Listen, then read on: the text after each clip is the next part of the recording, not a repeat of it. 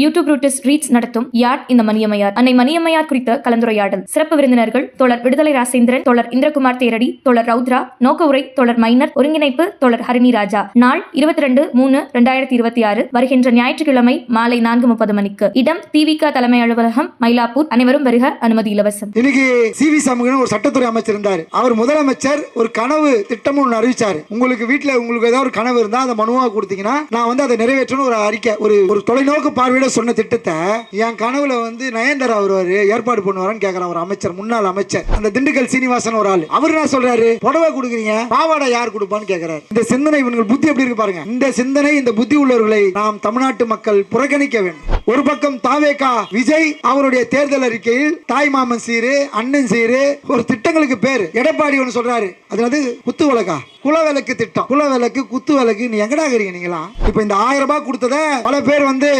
சீமான்ல எல்லா கட்சம் 1000 ரூபாய் கேட்டோமா, ஓசியில நாங்க பஸ் கேட்டோமா, எங்க வீட்டு பெண்கள் கேட்டாங்களா அப்படின்னு பேசினவளா இன்னைக்கு பெண்களுக்கு 1000 ரூபாய் கொடுத்தத நாங்க ஆட்சிக்கு வந்தா தேர்தல் அறிக்கையில 1500 தரோம், ஒருத்தர் 2000 தரேன், ஒருத்தர் 2500 தரேன். அப்ப நேத்து வரைக்கும் என்ன பேசினா அது ஓசி அப்படின்னு பேசினவன் இன்னைக்கு அதே தேர்தல் அறிக்கையில மறுபடியும் கொண்டு வந்திருக்காங்க. மோடி 3 முறை வந்துட்டாரு, அமித்ஷா 5 முறை வந்துட்டார் தமிழ்நாட்டுக்கு. இன்னைக்கு ஏன் இவ்வளவு தூரம் அவங்க வர வேண்டிய தேவையா இருக்கு? இன்றைக்கு 17 மாநில முதல்வர்களை நாங்கள் தமிழ்நாட்டுக்கு பிரச்சாரத்துக்கு கொண்டு வர போறோம் சொல்லியிருக்காங்க. அப்படி படையெடுத்து வர வேண்டியதுக்கு தமிழ்நாட்டுக்கு இன்னும் அவங்களுக்கு ஏன் அவ்வளோ தமிழ்நாடு மீது குறியாக இருக்கிறார்கள் என்பதை நம்ம யோசிக்க வேண்டும். இவ்வளவும் மீறி ஒரு சிறந்த ஆட்சியை ஒரு மாநிலம் கொடுத்துக்குது என்று சொன்னால் அது முத்துவேல் கருணாநிதி ஸ்டாலினுடைய ஆட்சி.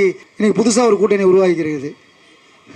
சசிகலாவும் ராமதாசும் ஒரு கூட்டணி வச்சுக்கிறாங்க தமிழ்நாட்டில். இந்த கூட்டணியை எப்படி சேர்க்கறதுன்னு தெரியல. அப்படி ஒரு கூட்டணி உருவாகிறது, பெரிய சக்தியான கூட்டணி.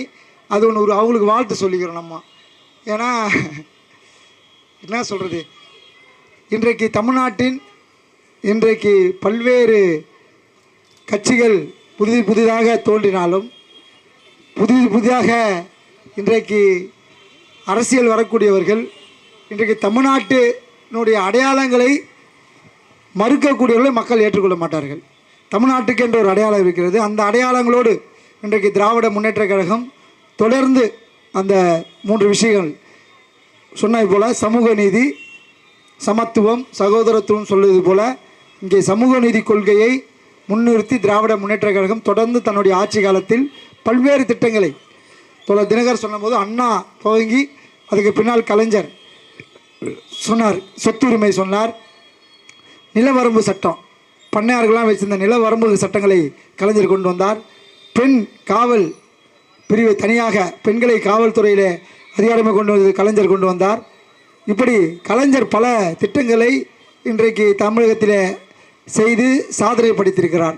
அதைத் தொடர்ந்து இன்றைய அரசு, இந்த அரசு இந்த 5 ஆண்டு காலங்களில் என்னென்னலாம் செய்தது என்று முதலமைச்சர்கள் திருச்சியில் நடந்த திராவிட முன்னேற்ற கழகத்துடைய மாநில மாநாட்டில் பட்டியலிட்டார். என்ன மாதிரியான சாதனைகளை நாங்கள் செய்திருக்கிறோம் என்கின்ற பட்டியலை அவரே படித்து அவ்வளவு திட்டங்களை இன்றைக்கு தமிழ்நாட்டில் செய்திருக்கிறார்கள். அது சொன்னது போல குழந்தை முதல் முதியோர்களுக்கான திட்டங்களை, பெண்களுக்கான திட்டங்கள், பல திட்டங்களை இன்றைக்கு இந்த அரசு செய்திருக்கிறது. ஆகையால் தான் நாங்கள் திராவிடர் விடுதலை கழகம் தமிழ்நாட்டில் 1000 பரப்புரை கூட்டங்கள் இன்றைக்கு சென்னை, ஈரோடு, கோயம்புத்தூர், திருப்பூர், சேலம் என்று எல்லா பகுதியிலும் பரப்புரை இயக்கங்கள் நடத்துகிறோம். இது நடத்துவதற்கான காரணம், அதுக்கு பல்வேறு தகவல்களை தோழர்கள் இங்கே பல வடிவங்களில் உங்களிடம் சொன்னார்கள். ஆக இதில் முக்கியமாக இன்றைக்கு மாநிலம் அதனுடைய உரிமை என்பதில்தான் இன்றைக்கு முதலமைச்சர் முன்னோடியாக இருக்கிறார். அதில் குறிப்பாக இன்றைக்கு மத்திய அரசாங்கம் இந்த மாநில உரிமைகளில் தொடர்ச்சியாக கை வைத்து மாநிலத்திற்கான உரிமைகளுக்கு எதிராக இன்றைக்கு செயல்படுகிறார்கள். அதற்கு இங்கே உள்ள ஏடிஎம்கே அதனுடைய கூட்டணி கட்சிகளும் துணை போகிறார்கள். அதுதான் ரொம்ப முக்கியம் நம்மளுக்கு. மற்ற பிரச்சனை எல்லா அரசுகளிடம் இருக்க முடியாத சில குறைபாடுகள் திமுக அரசில் இருந்தாலும் அது எல்லா அரசுகிட்டும் இருக்கும். ஆனால் முதன்மையான இன்றைக்கு எதிரியாக இன்றைக்கு நாம் பிஜேபியும் ஒன்றியத்தில் இருக்கக்கூடிய இந்த மோடி அரசாங்கமும் தொடர்ந்து தமிழ்நாட்டை இன்றைக்கு குறிவைத்து, மோடி 3 முறை வந்துட்டார், அமித்ஷா 5 முறை வந்துட்டார் தமிழ்நாட்டுக்கு. இன்னைக்கு ஏன் இவ்வளோ தூரம் அவங்க வர வேண்டிய தேவையா இருக்கு? இன்றைக்கு 17 மாநில முதல்வர்களை நாங்கள் தமிழ்நாட்டுக்கு பிரச்சாரத்துக்கு கொண்டு வர போகிறோம் சொல்லியிருக்காங்க. அப்படி படையெடுத்து வர வேண்டியதுக்கு தமிழ்நாட்டுக்கு இன்னும் அவங்களுக்கு ஏன் அவ்வளோ தமிழ்நாடு மீது குறியாக இருக்கிறார்கள் என்பதை நம்ம யோசிக்க வேண்டும். ஏன் என்று சொன்னால் மற்ற மாநிலங்கள் பிஜேபி எதிர்ப்புனா அது ஒரு அரசியல் எதிர்ப்பாக இருக்குது. இப்போ ஒரு மேற்கு வங்காளத்தில் மம்தா எதிர்க்கிறாங்க, கெஜ்ரிவால் எதிர்க்கிறாரு, இல்லை காங்கிரஸில் மற்ற மாநிலங்களை எதிர்க்கிறாங்க அப்படின்னு பார்த்தீங்கன்னா அது ஒரு அரசியல் எதிர்ப்பு. பிஜேபி அரசியல் ரீதியாக எதிர்க்கிறாங்க, பிஜேபியுடைய மதவாத கொள்கையை எதிர்ப்பாங்க. ஆனால் தமிழ்நாடு தான் அந்த ஆரிய திராவிட சமூக நீதி இந்துத்துவ எதிர்ப்போடு ஒரு ஆட்சி மக்களை நடத்துகிறது என்று சொன்னால் அது தமிழ்நாட்டில் இருக்கக்கூடிய இந்த திராவிட முன்னேற்ற கழக அரசு தான் கொள்கை ரீதியாக நாம் எதிர்க்கிறோம். அவர்கள் எந்த திட்டங்களை கொண்டு வந்தாலும் அதை கொள்கை அடிப்படையில் நாம் எதிர்க்கிறோம். அதுதான் அவங்களுக்கு தமிழ்நாடு மேலே ஒரு பெரிய சேலஞ்சாக இருக்குது. அது தமிழ்நாட்டில் அவங்க இம்ப்ளிமெண்ட் பண்ண முடியல. என்னப்பா இந்தியா ஃபுல்லாக நீட்டு கொண்டு வந்தாங்க, ஏற்றுக்கிறாங்க, நீங்கள் தான் ஏற்றுக்க மாட்டீங்க. இந்தியா ஃபுல்லாக மும்மொழி கொள்கை கொண்டு வரோம், தமிழ்நாட்டில் தான் ஏற்றுக்க மாட்டீங்க. இந்தியா ஃபுல்லாக சிஏவை எல்லா மாநில கட்சிகளும் சிஏவை ஆதரித்து கையெழுத்து போடுறாங்க, தமிழ்நாட்டில் ஏற்றுக்க மாட்டீங்க. எல்லா எஸ்ஐஆரை எல்லா மாநிலம் ஏற்றுக்குது, நீங்கள் ஏற்றுக்க மாட்டீங்க. அப்படின்னு நீங்கள் பிஜேபி கொண்டு வர திட்டங்களை பாருங்கள், எல்லாத்தையும் தமிழ்நாடு தான் எதிர்க்குது. வேறு எந்த ஸ்டேட்டும் அவங்களை எதிர்த்து கொள்கை ரீதியாக எதிர்ப்பதற்கு அந்த அடிப்படை கொள்கை தத்துவம் இங்கே திராவிட இயக்க தத்துவம், திராவிட இயக்க கொள்கையை ஏற்றுக்கிட்ட ஒரு அரசு இங்கே தமிழகத்தில் இருக்கிறது. அதனால தான் நாங்கள் இங்கே இந்த இயக்கங்களை ஆதரிக்கிறோம். பெரியார் இயக்கம் ஆதரிக்குதுன்னா அந்த அடிப்படையிலான காரணங்களுக்காக தான். அப்போ மோடி கொண்டு வரக்கூடிய, பிஜேபி கொண்டு வரக்கூடிய இந்த திட்டங்கள் எல்லாம் மக்கள் விரோத திட்டங்கள். இங்கே சொந்த மக்களே மூணாந்தர மக்களாக மாற்றுவது, அந்த மக்களை அகதிகளாக மாற்றுவது, காஷ்மீரில் சிறப்பு சட்டங்களை அந்த 317 கொண்டு வந்து அந்த மக்களுடைய உரிமைகளை பறிப்பது. அப்போ தமிழ்நாட்டில் தான் பார்லிமெண்ட்டில் எதிர்ப்பு குரல் வருது. அப்போ எங்கே சிறுபான்மையர் மக்களுடைய பிரச்சனை வந்தாலும் அது தமிழ்நாட்டிலிருந்து ஒரு குரல் ஓங்கி ஒலிக்கிறது. ஆளுநரை வைத்து நீங்கள் மாநிலத்தினுடைய உரிமைகளை தலையிட்டு மாநிலங்களுடைய அதிகாரங்களில் வரம்பை மீறி அவர் நடந்து கொண்ட போது இந்தியாவில் எந்த மாநில ஆளுநரையும் எதிர்க்காத போது தமிழ்நாட்டில் ஒரு மாநில ஆளுநரை அந்த ஆள் நம்ம ஒரு மரபு வச்சுருக்கோம். அவரை வச்சு இங்கே எவ்வளோ அரசியல் பண்ணாங்க. ஆளுநர் நியமனம் பண்ணுறத இவர் போய் துணைவேந்தரை போகிறதுக்கு இவர் போய் மீட்டிங் போட்டார், இவர் போய் தனியாக மீட்டிங் போட்டு எல்லாரையும் சந்திக்கிறது. நம்ம சட்டமன்றங்களில் மக்களால் தேர்ந்தெடுக்கப்பட்ட ஒரு முதலமைச்சர் அனைத்து கட்சிகளும் சேர்ந்து ஒரு தீர்மானத்தை போட்டு இந்த ஆளுநருக்கு அமைச்சு மத்திய அரசுக்கு அனுப்ப சொன்னால் அதை கிடப்பில் போடுவது, அதிகாரத்தை மீறுவது என்று இருந்தபோது இந்த ஆளுநரை ஓட ஓட விரட்டியது தமிழ்நாடு அரசு. சட்டமன்றத்திலே ஆளுநர் உரை என்ற போது அது சட்டமன்ற மரபுப்படி சட்டமன்றத்தில் முதல்வர் ஆளுங்கட்சி எது எழுதி தரார்களோ அதை வாசிக்க வேண்டும் என்பதுதான் மரபு. ஆனால் இவர் அந்த ஆளுநர் உரையில் எழுதி கொடுத்ததை படிக்காமல் அதில் தமிழ்நாடுன்னு பேர் வந்தால் நான் தமிழ்நாடுன்னு சொல்ல மாட்டேன், தமிழ் மாநிலம்தான் சொல்லுவேன், பெரியார் வந்தால் படிக்க மாட்டேன், அண்ணான்னு இருந்தால் படிக்க மாட்டேன், கலைஞர் இருந்தால் படிக்க மாட்டேன் என்று திமிருதனமாக வெளிநடப்பு செஞ்சார். அதேமாரி தேசிய கீதம் பாடணும் ஒரு மரபு இங்கே ஸ்கூல் படிக்கிற பசங்களுக்கும் தெரியும். ஆரம்பத்தில் தமிழ்த்தாழ் வாழ்த்து பாடி நிறைவில் தேசிய கீதம் பாடுவது நம்ம மரபு. தமிழ்நாட்டில் எல்லா இடங்களும் அப்படி தான் செய்வோம், காலகாலமாக அப்படி தான் செஞ்சிட்ருக்கோம்.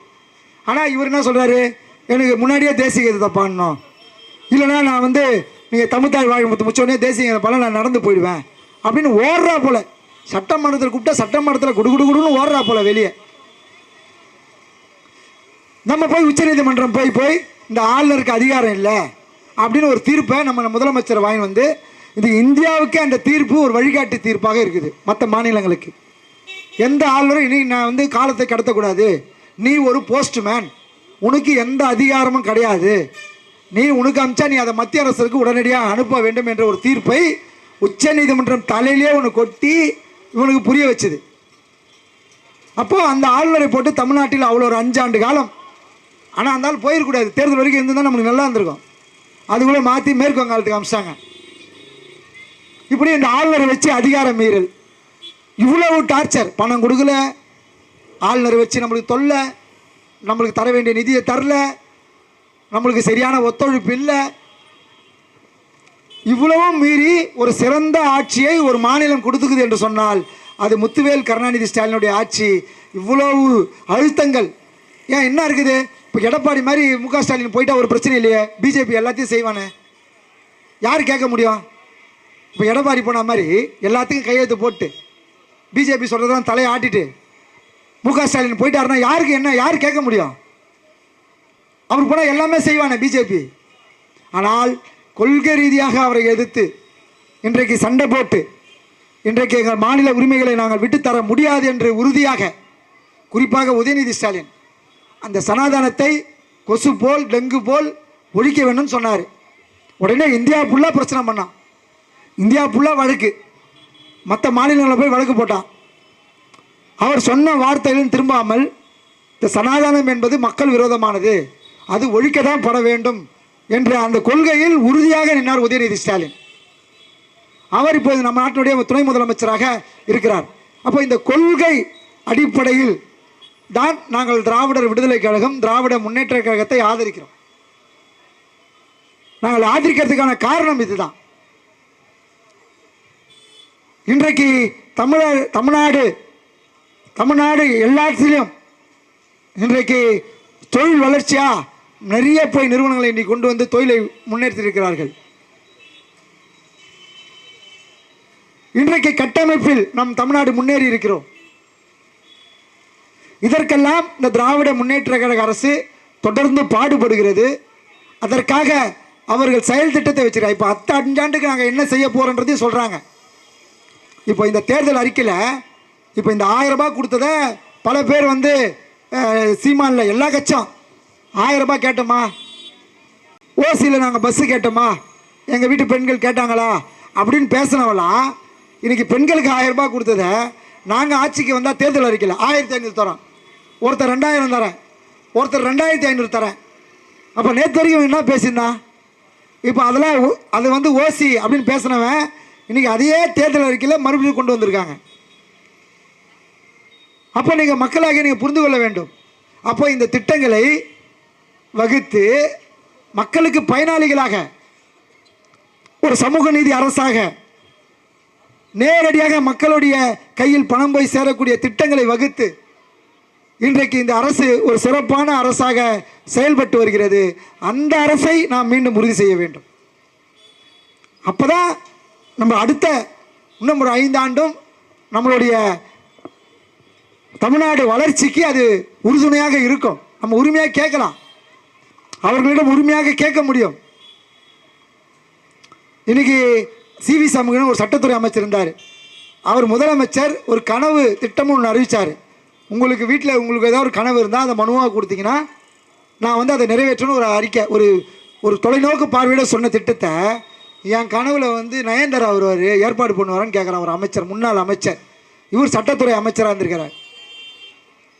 இப்படியான ஆட்களை நாம் சட்டமன்றத்துக்கு அமைச்சராக்கினால் இந்த மாநிலத்தினுடைய நிலைமை என்னாலும் நீங்கள் யோசிக்கணும். இன்னொரு ஆள் அந்த திண்டுக்கல் சீனிவாசன் ஒரு ஆள், அவர் என்ன சொல்கிறாரு, புடவை கொடுக்குறீங்க பாவாடை யார் கொடுப்பான்னு கேட்குறாரு. இப்படியான ஆட்களை மக்களாகிய நாம் பெண்களுக்கு எதிரான இந்த சிந்தனை, இவர்கள் புத்தி எப்படி இருக்கு பாருங்க. இந்த சிந்தனை, இந்த புத்தி உள்ளவர்களை நாம் தமிழ்நாட்டு மக்கள் புறக்கணிக்க வேண்டும், அவர்களுக்கு பாடத்தை புகுட்ட வேண்டும். அப்போ பிஜேபி எடப்பாடி அந்த கூட்டணிகளை நாம் ஒருபோதும் ஏற்றுக்கொள்ளக்கூடாது. மக்களாகிய நாம் அவர்களை புறக்கணிக்க வேண்டும். அதேபோல் ஒரு பக்கம் தாவேகா விஜய் இன்றைக்கு அவருடைய தேர்தல் அறிக்கையில் தாய் மாமன் சீரு, அண்ணன் சீரு, ஒரு திட்டங்களுக்கு பேர். இப்போ திராவிட இயக்கம் வைக்குதுன்னா அது கொள்கையே திட்டம். நான் முதல்வன், புதுமை பெண், விடியல் பயணம் என்கின்ற ஒரு சுயமரியாதை சொல்ல நம்ம பயன்படுத்துகிறோம். எடப்பாடி ஒன்று சொல்கிறாரு, அது குத்து விளக்கா, குலவிளக்கு திட்டம். குலவிளக்கு குத்து விளக்கு, நீ எங்கடா இருக்கிறீங்க நீங்களாம்? இப்படியான திட்டங்களை அறிவிக்கிறார்கள். இவர் தாவேக்கா ஒரு பக்கம், தாய் மாமன் அண்ணன் சீரென்று இவர் ஒரு பக்கம். இப்படி கொள்கை இல்லாத ஒரு கூட்டம், கொள்கை அடிப்படையில் ஒரு கூட்டணி. இந்த அந்த கூட்டணி பாருங்கள், கம்யூனிஸ்ட் கட்சி, விடுதலை சிறுத்தைகள், திமுக, கம்யூனிஸ்டுகள் என்று ஒரு கொள்கை அடிப்படையிலான ஒரு கூட்டணியை உருவாக்கியிருக்கிறார்கள். கொள்கை அடிப்படையில். இந்த பக்கம் இருக்கிறத பாருங்கள், எந்த கொள்கையும் கிடையாது. இந்த கூட்டணிக்கு வந்து மிரட்டி இந்த கூட்டணியை சேர்த்து வச்சுக்கிறாங்க. அப்போ இந்த கூட்டணியை நாம் எந்த கூட்டணியை ஆதரிக்க வேண்டும் என்று மக்களாகிய நீங்கள் சிந்திக்க வேண்டும். ஏன் என்று சொன்னால் நம்மளுடைய தமிழ்நாடு என்பது ஒரு முற்போக்கு மதசார்பற்ற ஒரு ஜனநாயக அமைப்பு முறையை கொண்ட தமிழ் மாநிலம் தமிழ்நாடு.